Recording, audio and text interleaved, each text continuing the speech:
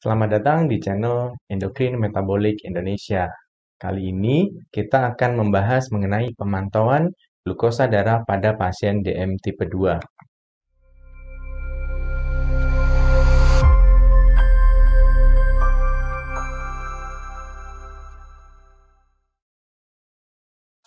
Sebelumnya, kita harus tahu bahwa ada beberapa indikator yang digunakan dalam pengendalian DM tipe 2. Tidak hanya dari kadar glukosa di dalam darah, kita juga harus melihat dari beberapa aspek. Di antaranya adalah indeks massa tubuh.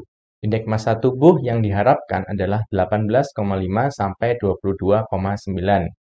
Kemudian kalau kita lihat dari tekanan darah yang diharapkan adalah kurang dari 140/90 untuk diastolnya. Kemudian dari profil lipid yang diharapkan adalah kadar LDL di bawah 100. Dan pada kondisi khusus seperti pasien dengan masalah kardiovaskuler, target bisa menjadi lebih rendah di bawah 70.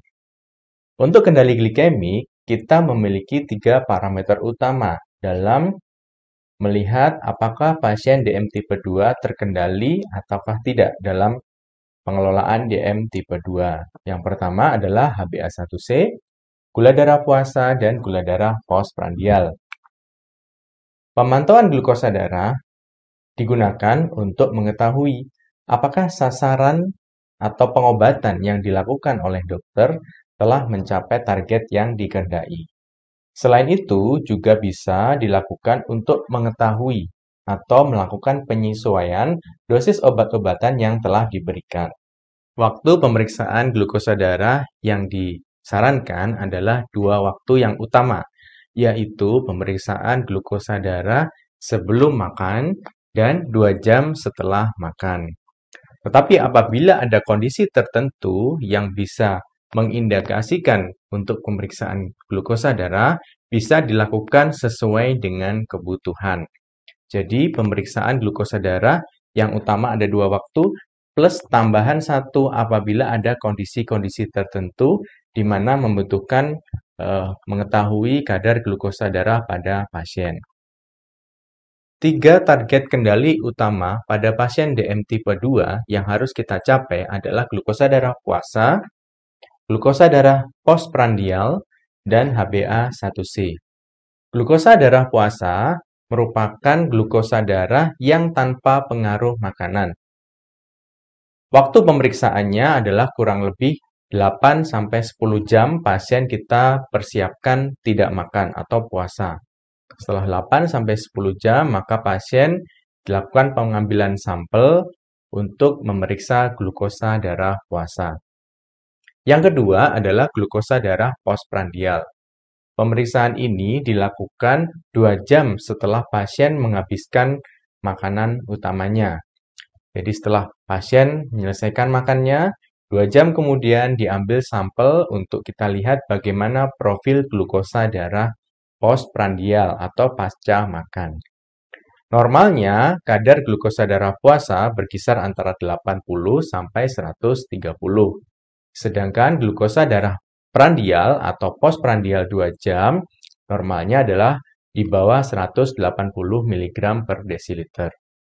Apabila kita lihat selisih antara glukosa darah puasa dan glukosa darah postprandial, yang normal adalah sekitar 50-60 mg per desiliter. Sehingga dalam melihat profil glukosa darah puasa dan postprandial pada pasien, kita juga harus mempertimbangkan selisih atau kenaikan glukosa darah puasa ke glukosa darah pasca makan. Indikator ketiga yang kita lakukan untuk pengelolaan DM tipe 2 adalah HbA1c. HbA1c merupakan pemeriksaan yang bisa mencerminkan kondisi glukosa darah atau rata glukosa darah dalam 8-12 minggu sebelumnya. Jadi apabila kita memeriksakan HbA1c, kita akan bisa mendapatkan gambaran rata kadar glukosa darah selama sekitar 3 bulan terakhir.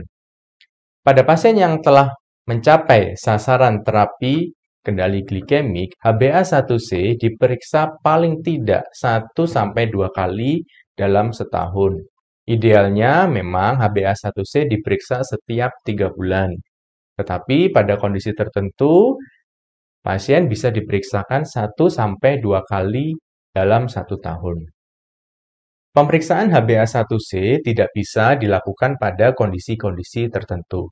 HbA1c merupakan pemeriksaan yang mengandalkan hemoglobin dari pasien. Hemoglobin yang berikatan dengan glukosa.